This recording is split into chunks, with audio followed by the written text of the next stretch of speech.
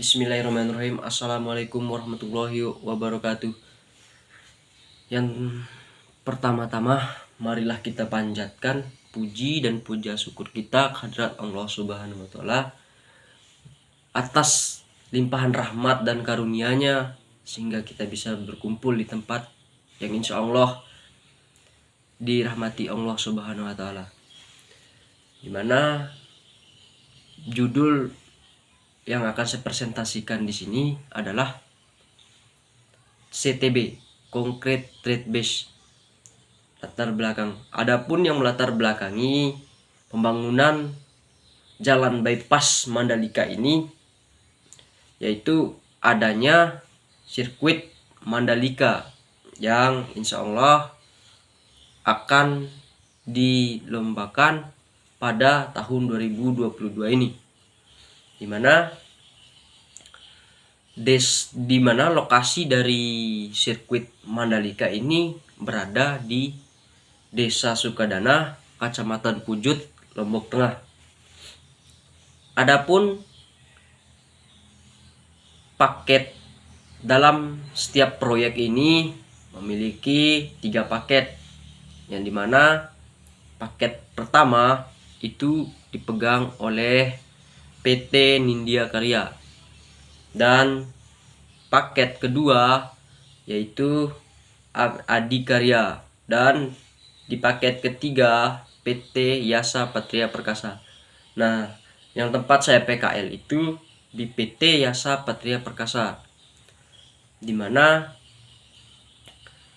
saya sewaktu PKL melakukan penelitian atau pengamatan saya terhadap tahapan pengujian kuat tekan CTB atau biasa disebut Concrete Trade Base, di mana Concrete Trade Base ini terletak di atas lapisan LPA. Nah, di lapisan LPA kelas A. LPA sendiri artinya lapisan fondasi atas. Nah, di lapisan fondasi atas disitulah tempat CTB tersebut dihamparkan setelah LPA. Baru setelah itu ada proses yang namanya penghamparan premcoat, cairan resap pengikat gitu. Habis itu selesai dari proyek itu, lanjut ke tahap pengaspalan ACBC. Nah, setelah pengaspalan ACBC dilakukanlah lapisan yang terakhir, yang itu lapisan ACWC. Nah, lapisan ACBC dan lapisan ACWC ini perbedaannya adalah ACBC itu karakteristiknya agak kasar dibandingkan dengan ACWC. Nah, mungkin cukup sampai di situ dalam penjelasan lapisannya. Saya melanjutkan ke tahap pengerjaan atau proses dari penghamparan hingga pengujian kuat tekan Concrete Trade Base di sini. Nah, pengujian Concrete Trade Base ini dilakukan di lab PT Yasa Patria Perkasa sendiri, di direksi.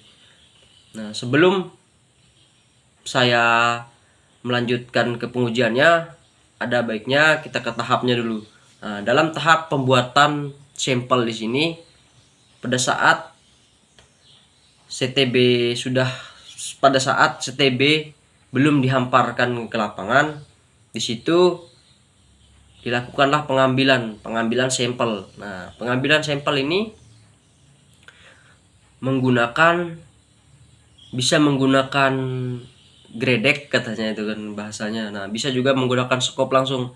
Tapi skop itu bukan skop yang besar ya, jadi skop yang bulat di bawah perutnya gitu. Nah, pada saat pengambilan itu pembuatan benda uji ini ada 5 lapis dalam bentuk silinder yang ukurannya 15 mm untuk diameternya dan 30 untuk tingginya gitu. Nah, dalam benda uji ini ada 5 lapis. teman-teman ya. Dari 5 lapis, dari lapisan pertama itu dilakukan 2 kali dengan sendok yang saya bilang sebutkan tadi. 2 kali dimasukkan ke dalam silinder. Pas sudah 2 kali dalam 1 sendok itu untuk 1 lapis teman-teman ya. 1 lapis saja itu ditumbuk sebanyak 45 kali. 145 kali.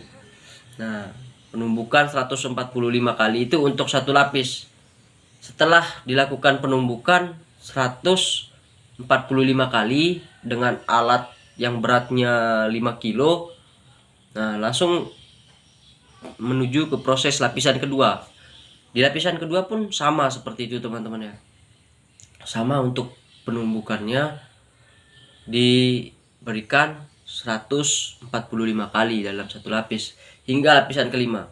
Namun di sini perbedaan dari lapis pertama hingga lapisan kelima, yaitu di lapisan kelima karena sudah pas penghujung dari bentuk silinder tersebut, maka diberilah tambahan silinder kosong, teman-teman.